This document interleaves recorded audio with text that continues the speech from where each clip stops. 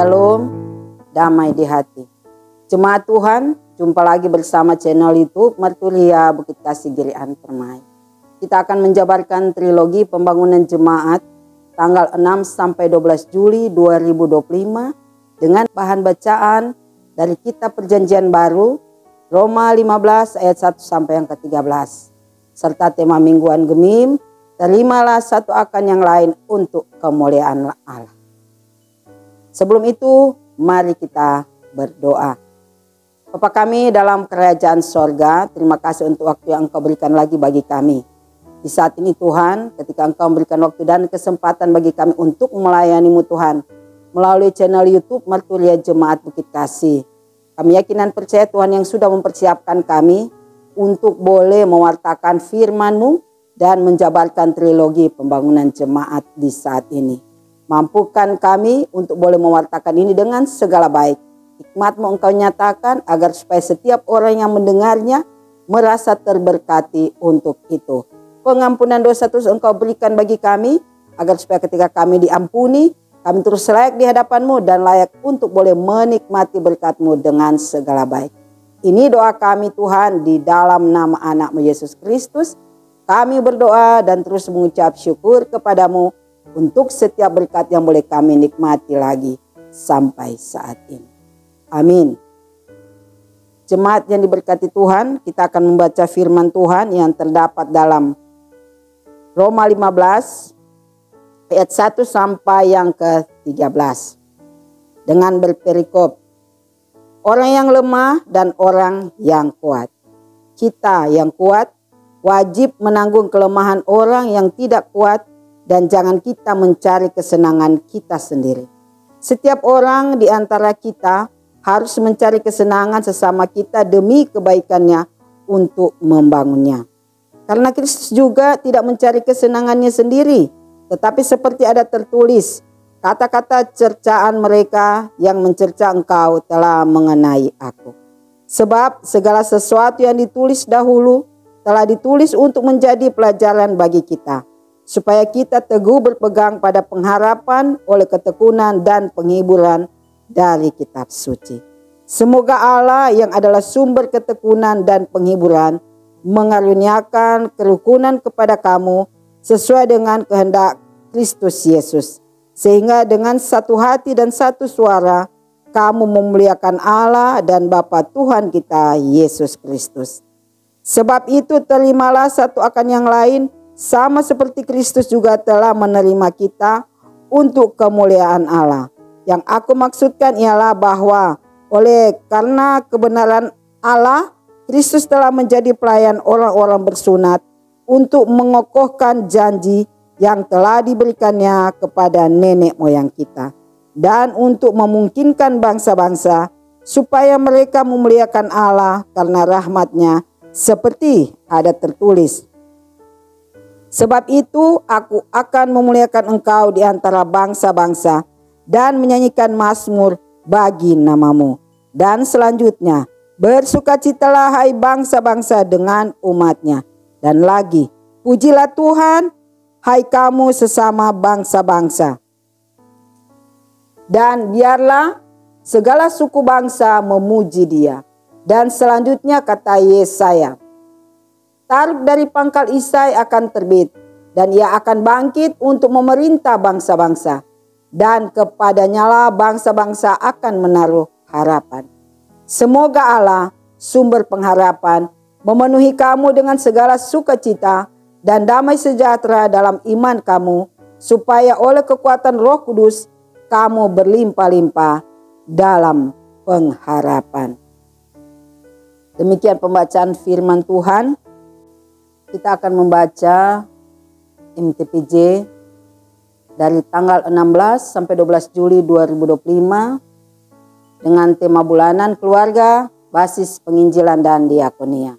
Dengan tema mingguan, terimalah satu akan yang lain untuk kemuliaan Allah. Alasan pemilihan tema. Perbedaan sesungguhnya adalah sebuah keniscayaan. Antara orang yang satu dengan orang yang lain pasti ada perbedaan. Antara kelompok yang satu dengan kelompok yang lain dapat saja berbeda. Ada perbedaan suku, ras, budaya, tradisi, pandangan politik, dan lain sebagainya.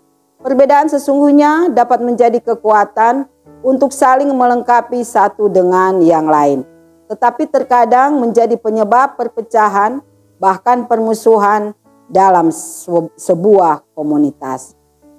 Ini bisa terjadi dalam kehidupan keluarga, jemaat, dan masyarakat. Sebab ada yang menganggap pribadi atau kelompoknya lebih berarti dari yang lain. Ada juga yang menganggap bahwa kelompok yang lain lebih lemah dan kelompok sendiri lebih kuat. Sehingga yang lemah harus tunduk kepada yang kuat. Ada juga kelompok yang merasa lebih istimewa dan eksklusif dari kelompok yang lain.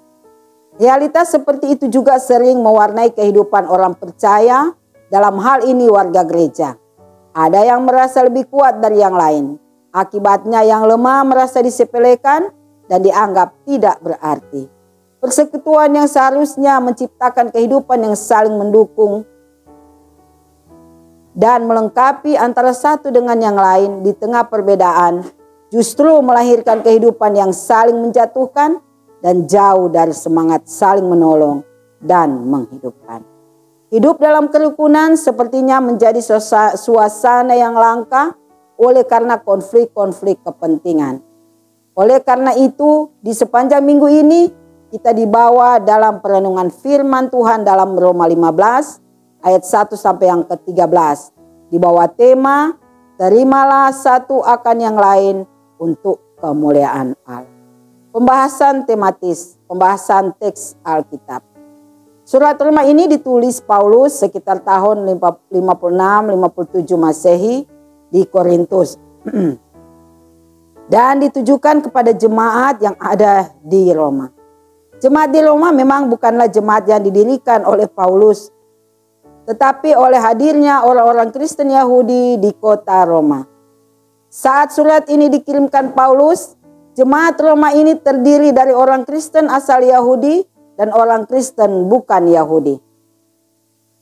Bahkan tampaknya orang Kristen bukan Yahudi itu yang paling banyak dalam jemaat.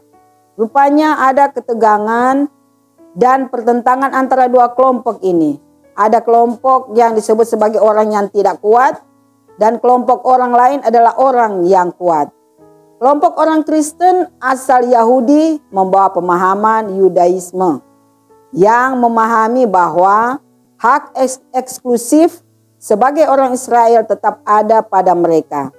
Pemahaman ini yang dipahami oleh orang Kristen asal Yahudi. Bagi mereka, orang bukan Yahudi yang masuk menjadi Kristen harus juga masuk menjadi umat Yahudi yang dengan jalan disunat dan memberlakukan Taurat. Kalau orang Kristen ingin menyebut diri sebagai keturunan Abraham, maka mereka wajib menerima sunat dan hidup dalam Taurat. Kedatangan dan karya Kristus tidak mengubah status keistimewaan Yahudi sebagai umat pilihan. Sebagai orang percaya, harus tetap setia pada Taurat Yahudi. Sementara itu orang Kristen bukan Yahudi memahami bahwa di dalam Kristus, Israel sudah tidak masuk hitungan lagi. Oleh karena itu orang yang masih tak terikat pada aturan-aturan Yahudi itu adalah orang yang tidak kuat. Bagi orang Kristen bukan Yahudi, keselamatan yang dari Allah itu didasarkan pada iman kepada Kristus, bukan berdasarkan hukum Taurat. Kelompok ini disebut sebagai orang yang kuat. Kondisi ini sangat mempengaruhi perkembangan jemaat di Roma. Itulah sebabnya Paulus merasa perlu untuk mengingatkan mereka sehubungan dengan apa yang sementara terjadi dalam kehidupan jemaat. Karena menyangkut pertumbuhan dan perkembangan iman jemaat. Dalam pasal 14, Paulus telah menyinggung keberadaan orang yang kuat dan orang yang lemah. Pertentangan antara orang yang kuat dan orang yang lemah ini terlihat dalam hal hari Sabat dan tentang makan daging. Paulus mengingatkan agar masing-masing orang menghormati apa yang dilakukan oleh orang lain karena semua itu dilakukan untuk Tuhan. Dalam pasal 15 ayat 1 sampai yang ketiga ini, Paulus mengingatkan tentang bagaimana orang yang kuat wajib menanggung orang yang tidak kuat. Rupanya orang yang kuat di sini adalah mereka yang bukan Yahudi dalam jemaat ini. Dan yang lemah adalah orang Kristen asal Yahudi. Orang yang lemah adalah orang yang masih terikat dengan peraturan-peraturan yang telah menjadi latar belakang mereka. Sementara orang yang merasa lebih kuat adalah mereka yang tidak terikat pada peraturan-peraturan Yudaisme. Bagi Paulus, yang kuat wajib menanggung yang tidak kuat. Dalam hal ini, di tengah kehidupan jemaat, sikap menerima orang lain bahkan ikut menanggung beban saudaranya adalah hal yang harus dilakukan. Dalam jemaat tidak ada orang yang hanya mau senang sendiri, sementara orang lain merasa tertekan dan tidak berdaya. Menyenangkan diri sendiri di sini mengandung pengertian menikmati kebebasan, makan minum seenaknya karena menganggap kematian Yesus Kristus membuat tidak ada lagi larangan dan pantangan. Paulus mencontohkan bagaimana Yesus Kristus ikut menanggung beban dan tidak mencari kesenangan sendiri. Itulah yang harus nampak dalam kehidupan jemaat, yaitu hidup yang membuat orang lain dapat bersukacita. Ayat 4-6. Selanjutnya Paulus juga mengingatkan agar apa yang sudah disampaikan oleh kitab suci menjadi pelajaran bagi jemaat. Bahwa pengharapan tentang kedatangan kerajaan Allah itu sesungguhnya adalah pengharapan tentang kerajaan yang dimana baik Israel maupun bangsa-bangsa lain itu ada bersama-sama. Hukum kerajaan Allah itu adalah kesatuan dalam kasih di antara semua orang.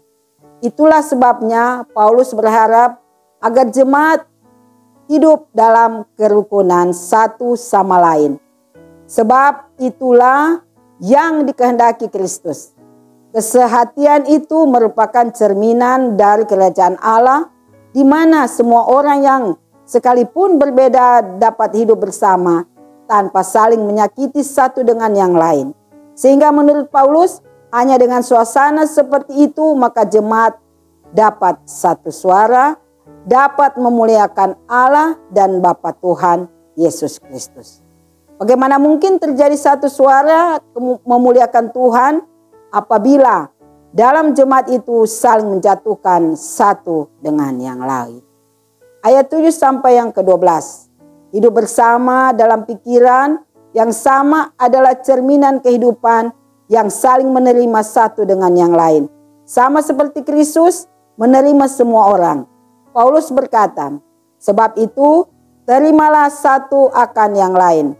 Kata terimalah diterjemahkan dari kata proslamaneste dari bahasa Yunani yang berarti mengambil, menerima, mengakui. Itu berarti satu dengan yang lain memiliki sikap saling menerima atau mengambil dan mengakui.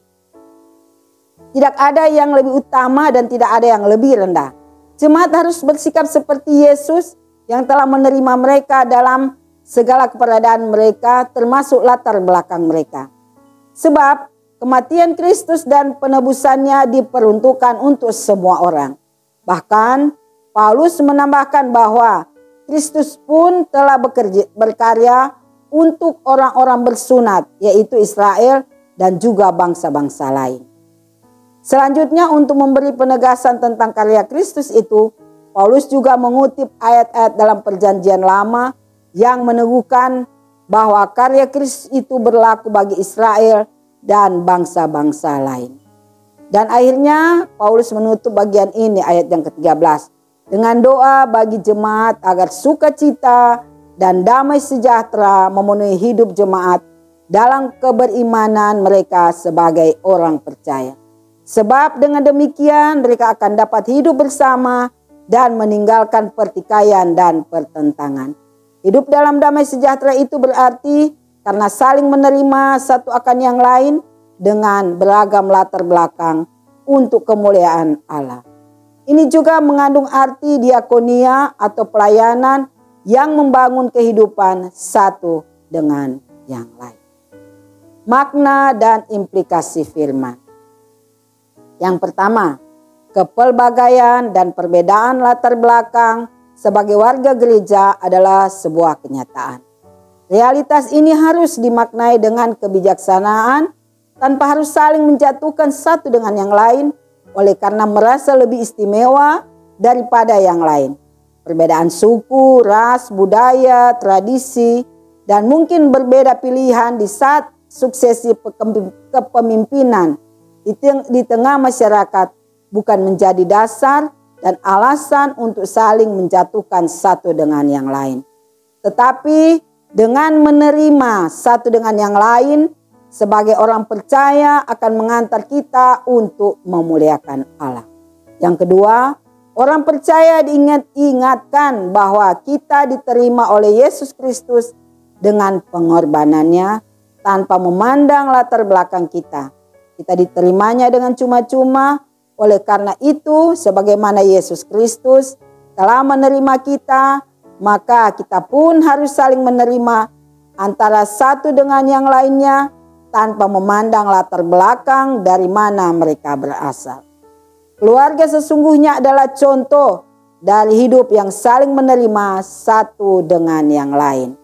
Yang ketiga, kerukunan dan hidup damai sejahtera adalah kekuatan orang percaya untuk membangun persekutuan di tengah tantangan dan cobaan dunia. Sebaliknya, perpecahan dan pertikaian akan melemahkan persekutuan orang percaya dalam kehadirannya di tengah dunia. Yang keempat, sebagaimana Yesus Kristus telah merendah dan menjadi pelayan bagi semua orang, baik orang Yahudi maupun bagi bangsa-bangsa lain, maka demikian pula kehidupan kita kiranya menjadi pelayan antara satu dengan yang lain. Demikian pembacaan trilogi pembangunan jemaat. Mari kita berdoa. Terima kasih Tuhan untuk penyertaan-Mu. Kami sudah membaca firman-Mu dan sudah menjabarkan trilogi pembangunan jemaat. Setiap orang yang mendengarkannya, yang menonton YouTube ini, biarlah merasa terberkati untuk itu dan dimampukan untuk melakukannya dalam kehidupan mereka. Mereka boleh mengerti dan memahami setiap firman yang boleh dibaca, yang boleh didengar, dan pasti akan direnungkan. Biarlah dimengerti dan dipahami dan boleh terus menjadi suluh dan pedoman dalam kehidupan kami sebagai umat yang percaya untuk menapaki hari-hari hidup ini. Terima kasih untuk berkat-Mu Tuhan. Kami boleh melakukan tugas kerja kami ini dengan segala baik. Di dalam nama anak-Mu Yesus Kristus, kami berdoa dan terus mengucap syukur kepada-Mu untuk itu. Amin. Demikian damai di hati.